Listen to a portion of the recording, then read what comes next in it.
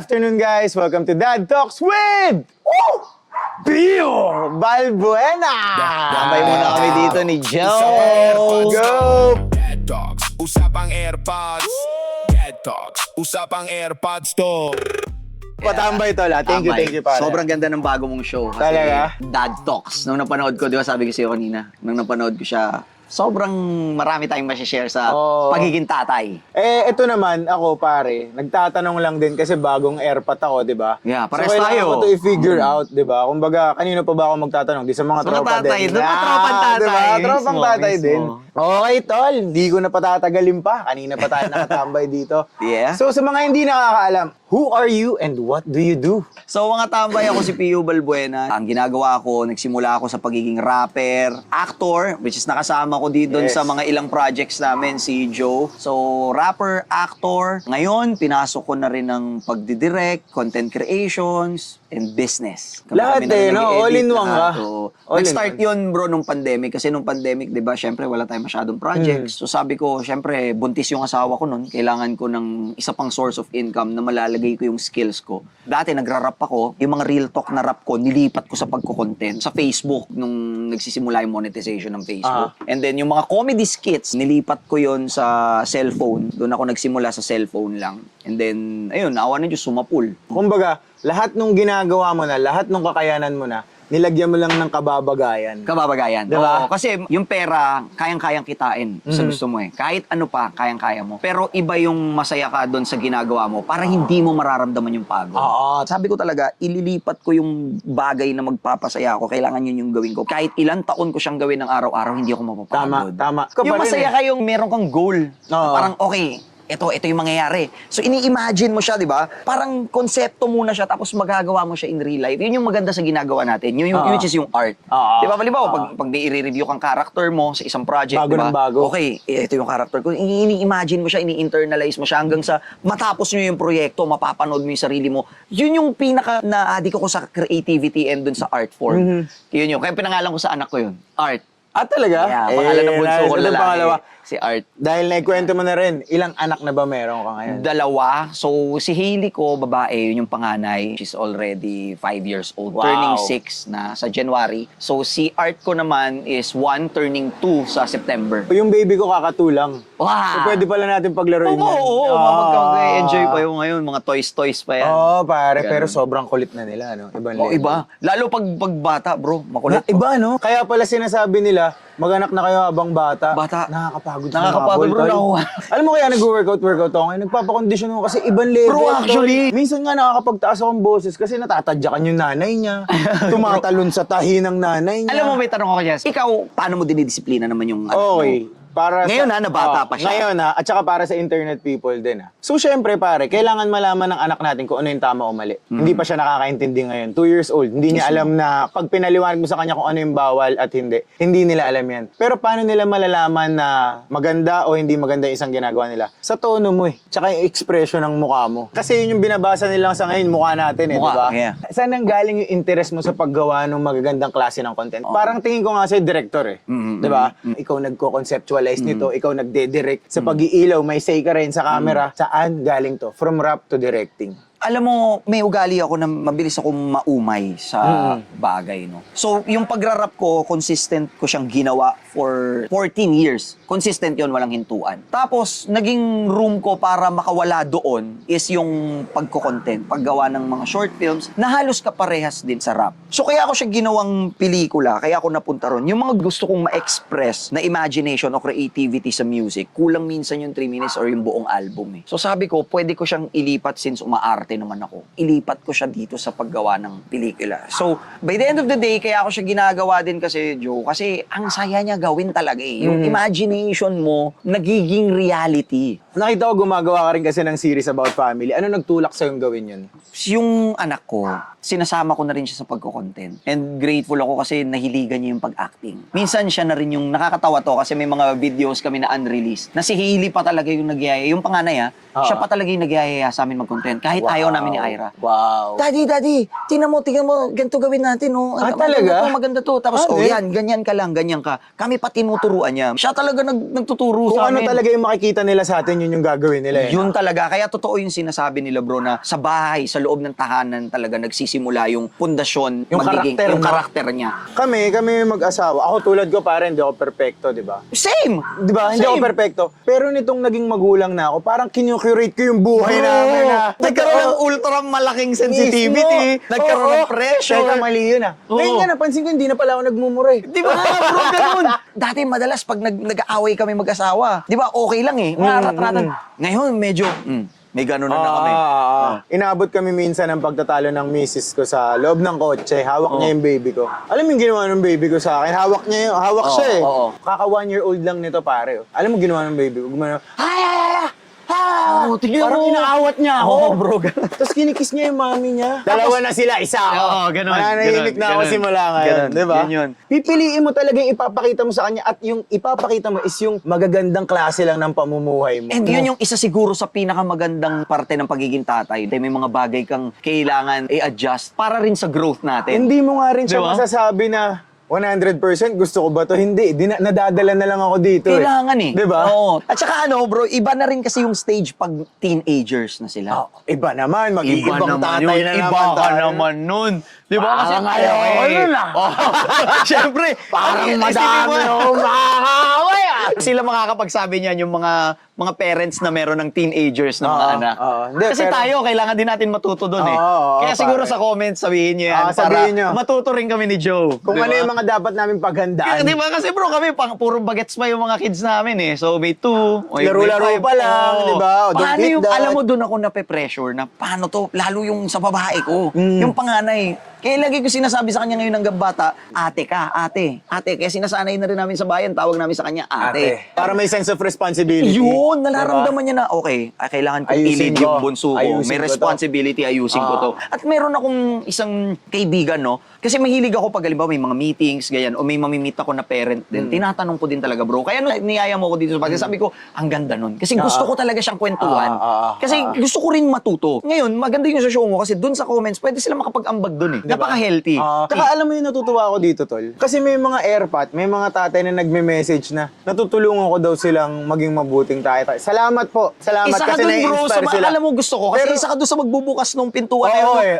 Nag-e-enjoy din ako, Tol. Oo. Nag-e-enjoy ako na ganun yung mga messages na natatanggap ko. Tapos meron ako, so yun nga, nakikipag-meeting ako, may napagtanungan ako. Sabi ko, paano ka sa bahay mo dun sa, kasi may teenager na siyang anak. Nung lumalaki daw yung mga anak niya, binigyan niya na ng responsibility na parang hindi lahat ng bagay nakukuha ng madali. So paano niya ginawa yun?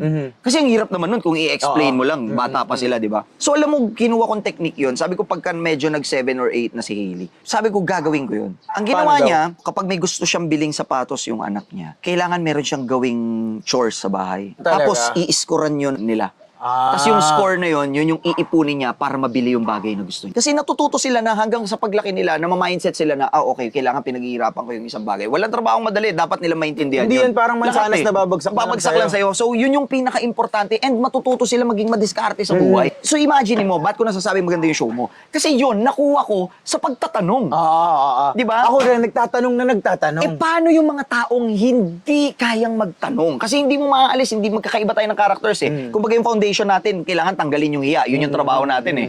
Pero paano yung mga taong sobrang mahiyain? Yun yung pintuan mo ngayon. Thank you. Yun Thank yun. you. Kaya tama nga, natutuwa Yun nga ako dun, balik ko ulit, yung mga nagme-message, DM sila, Kasi hindi sila mga mahihain makapag-comment. yun, mga mahihain yun So eh. minsan, mag-comment na lang din kayo para mas makita ko kayo ng Di ba? sabay-sabay. Ngayon, hindi nila kaya magtanong. Manonood sila ng mga ganitong klase, makakatulong Hindi, sa kanila. maganda rin kasi, tama ka eh, i-comment nila yung mga tanong nila para yun yung tanong ko sa susunod. Mismo, mismo. Para may sasagot para sa atin. Mismo. Tumpak. So, napag-usapan natin yung buhay pelikula mo, yung pagiging director mo, di ba? Eto, pag-isipan mo to mabuti ah. Kung lalagyan mo ng title yung buhay mo, sa ngayon, ano yun? Siguro, yung tambay, yun pa rin eh. Tambay talaga. Oo, kasi malaki yung bagay na nagawa sa akin at sa pamilya ko nung salitang yun. Hindi yun naging bread and butter ko. At sa amin, sa maraming mga kasama ko. And yun din yung storya ng buhay ko. No, na ever since tambay. And hindi ko naman ginustong maging tambay. Actually, gusto ko makapagtapos ng college yun. Gusto ko pa dati, pol sci, o kaya makapag-doktor, o kaya makapag-nurse man lang, or teacher.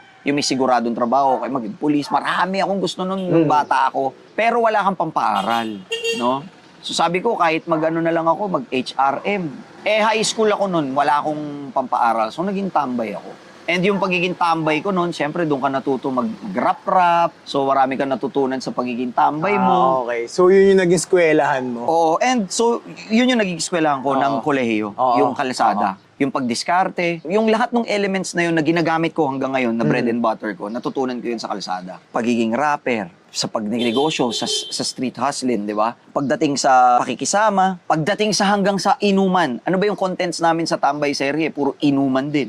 Yung ambagan, yung kulitan sa tambayan, burautan serye, asawa serye. So, lahat yun natutunan ko doon and doon ako nag-grow. Kaya kung meron sa ngayon na pangalan na magiging pelikula, Tambay pa rin. Tambay, ganda, ganda. Kumbaga, istorya ng kaya pagiging ito rin tambay. yung nire-represent mo talagang isang And ano, yan diba? yung gusto kong ipaabot na mensahe sa lahat, Joe, na yun yung sinasabi kong hindi lahat ng tambay walang mararating. Hindi siya yabang na pinagyayabang ko na, hoy, may narating ako.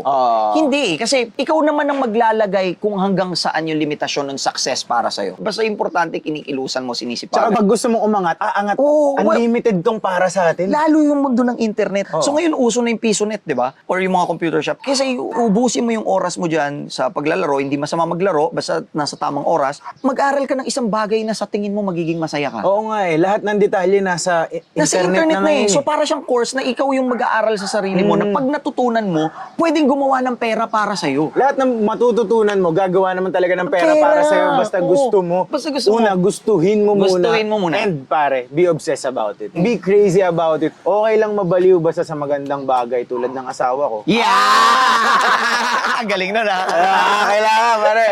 Ito tol. Siyempre, yung ideology mo is tambay to riches, pagiging tambay. Sa mata ng iba, hindi yan maganda eh. O sa pagkakaintindi ng marami, lalo Pinopromote ng ko na nakakatanda, maging tambay sila. Pinopromote mo maging tambay. Yeah. Pero ito yung tatanong ko sa'yo, bilang isang magulang. Gusto mo ba na kung ano yung paniniwala mo ngayon, ideology mo ngayon, kung anong meron ka, kung ano yung pamamalakad mo ngayon sa buhay mo, gusto mo ba siyang ipasa sa anak mo? Oo, syempre. Pero laging mag-e-end up pa rin sa kung saan siya magiging masaya. Never ko pipilit kung ano yun.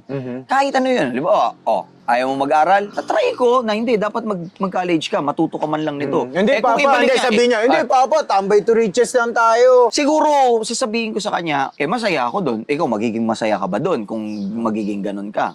Basta hindi yun madali. Mas mahirap pa yun. So, i-explain mo sa kanya. Siyempre, kung gusto mo maging ganun, di pag-aral ka ng business course. Kasi, mas may enhance mo yung negosyo natin na hindi namin natutunan ng nanay mo. Kumbaga sa magastos na paraan yung tuition fee ng mga ganyan. Oo, di ba? So, Field businesses, pwedeng ganun para partnership. matutunan niya yun, ma-apply niya. Kasi malaking bagay pa rin yung school talaga eh. Kasi katulad namin, tinry namin magnegosyo, pinalad lang dahil nagkaroon ng opportunity, nagkaroon ng internet, di ba? Pero ngayon, di namin magawa yung expansion.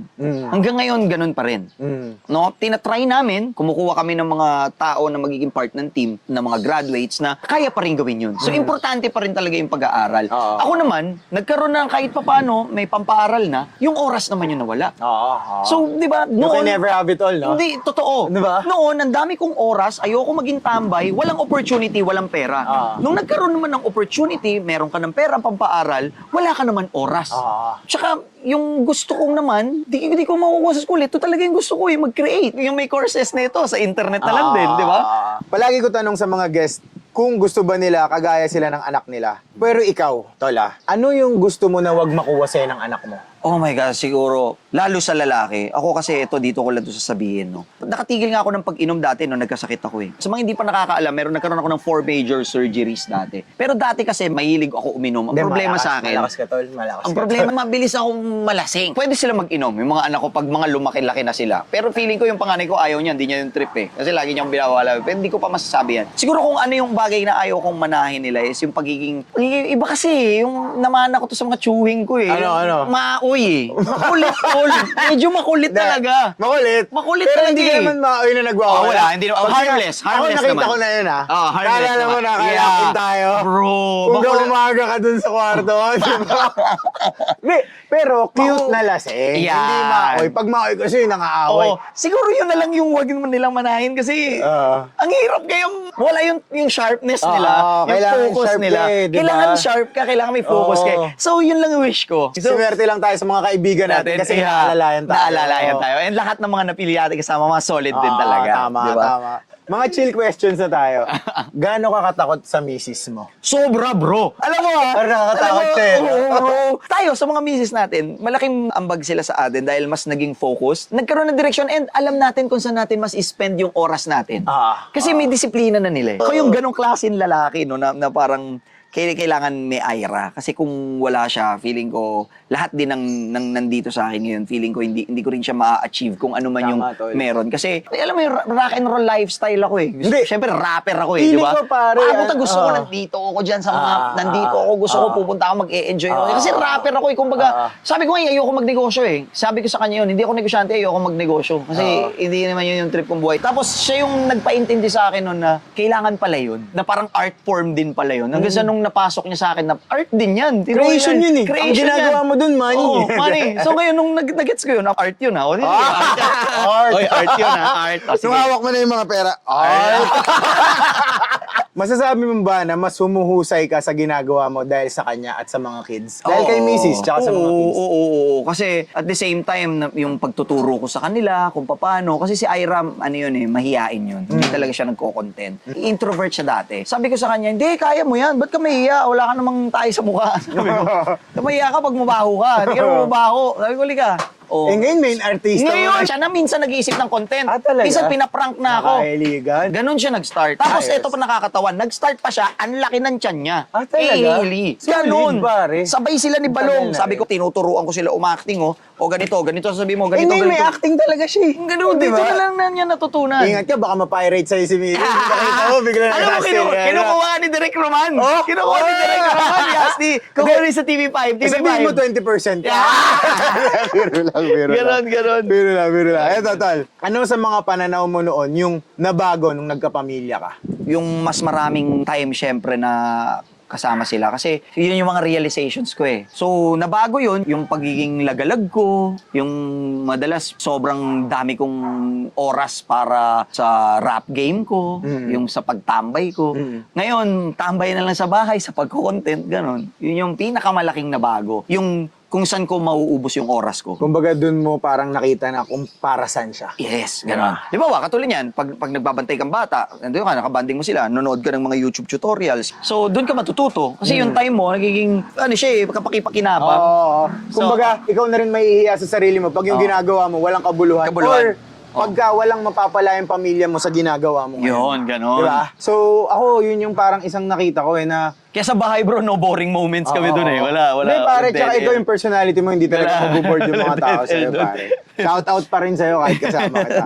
Eto, tol, kung hindi mo napasok tong directing at rap, ano sa tingin mo yung ginagawa mo ngayon? Ay bro, siguro bro, nasa kalsada pa rin ako, patambay-tambay, doon ako gumagawa ng pera, yun pa rin. Talaga? Lakal-lakali pa rin. Nasa squatter, gano'n. Pero masaya naman, masaya yung buhay doon. Pero yun nga lang, syempre, pagka dumadating na yung mga crucial na sitwasyon, katulad ng may magkakasakit na, kaya kailangan mo na ng pagkain, doon mo na masasabing, kailangan ko wala talagang gumawa ng Oo, ano, pag malaking sumakalam pera. na yung Oo, ano mo. minsan hindi ko masisisi yung iba yun, mga kalugar, di ba? Pati mga tao na gano'n na, okay lang, kahit wala kaming pera, masaya kami. Hindi pera ang magpapasaya sa isang tao. Pero pag dumating na yung mga pagkakataon na kailangan mo na siya, tapos Oo, wala kang tol. mabubunot, Oo, tol. doon na nila na marirealize na, "Ang sakit ng mundo, bakit kami ganito?" Ito yung gusto kong sabihin o talagang sana tanggapin ng maraming tao, no? Kung pera lang yung problema mo, Oo. pwedeng hindi na siya yung problema eh, kasi nagagawan siya ng paraan eh. Ganda nun. Di ba? Tama. Nagagawan siya ng paraan Nagagawan eh. ng paraan yun. So, hindi na yun yung grading- problema oo, mo. parang grading system siya eh, na pag kumikilos ka, pag sumisipag ka, pag may ginagawa ka, So, may kaakibat na pera. So, Baka minsan, ang pag wala problema, kang hindi na pera, yung pera. Yung tao na. mismo. Hindi ka na Diba? gumagra, hindi ka na Sinisisi kumikilos. na lang niya yung pera. Pera. Sana wag nating masamain yung pera kasi hindi siya masama. Hindi. Matutulungan ka niya. Dami, diba? oo. Masasabi mo ba ngayon na andong ka na sa gusto mong mapuntahan sa buhay mo? Well, ako, masaya naman ako kung nasan ako ngayon, pero wala pa doon. Sobrang dami ko pang pangarap lalo para doon sa mga kids ko. Hindi na nga para sa amin eh. Para sa amin, mga enjoy na lang, di ba? Pero yung para sa malalaking pangarap, hindi na para sa akin, para sa kanila. So kung masasabi ko na nandito na ako ngayon, wala pa kasi gusto ko sobrang laki ng pangarap ko para sa kanila na yung gusto nila matitriple ko. Halimbawa, gusto nilang maging negosyante, kailangan matriple ko yun na sobrang magiging magaling ka and i-investan ko yun ng tripling effort. Kaya akibat ng mga bagay na yun, syempre, yung mga gastusin, di ba? So wala pa. Iba rin Bawa, yun. paaralin mo sila someday sa gusto nilang bansa. Paano pag gusto diba? nila Yun yun? talaga eh. Paano pag gusto nila yun? Tay, dad, I want na mag-aral sa ganito, sa England. Patay ka. Patay ka. Ha? Walang Bakit isip, biglang walang gusto? tusok-tusok Eh, dun. ganito, bakit biglang gusto mo agad sa England? Because napanood ko sa ganito, yung internet, ang diba? ganda ng, patay ka. Oo. Eh, wala na si Harry Potter dun. Wala tayong kakilala dun. So may mga ganon. Pero kung sakaling hindi ko yun ma-achieve na maging ganon, eh ipapaintindi mo yun sa kanya. I'm always prepared pagka dumating yung mga panahon na yun. Oo, kaya tayo tumutodo. Tumutodo. Ang ganda ng disposition mo ngayon. I'm proud na kakilala kita, na nakapag-share ka ng ideology mo sa amin, ng ideas mo, ng mga pananaw mo sa buhay, pare. Keep it up, tol. Thank you, Joe. Keep being Thank happy, you. Ikaw keep din. being Thank you. happy. And yun yung masasabi ko sa iyo ngayon. Sa skill mo as an actor, sa lahat ng bagay na ginagawa mo, actor, businessman, ikaw rin ganun, multitasker eh. oo. Eh ngayon, meron kang bagong show na makakatulong sa Oo, maraming parents and maraming tao na malapit na rin maging tatay. Kaya the best. Ganyan lang yung mga bagay eh. And nakikita ko rin sa'yo, masaya ka sa ginagawa mo Sobra, ngayon. pare. Yun na yun. Sobra. Kaya sa mga magtatanong sa atin kung ano yung susi sa mga bagay-bagay, yung kailangan maging masaya ka. Happiness pa rin eh, no? Pampamanhid yun eh. Oo, pare. Thank you Yeah. so much, ha. Yes, sir, Thank you bro. so much, tol. Love you, tol. Yeah. Tambay caps, tambay light. Usapang Yeah. AirPods Oh. to. Usapang AirPods to.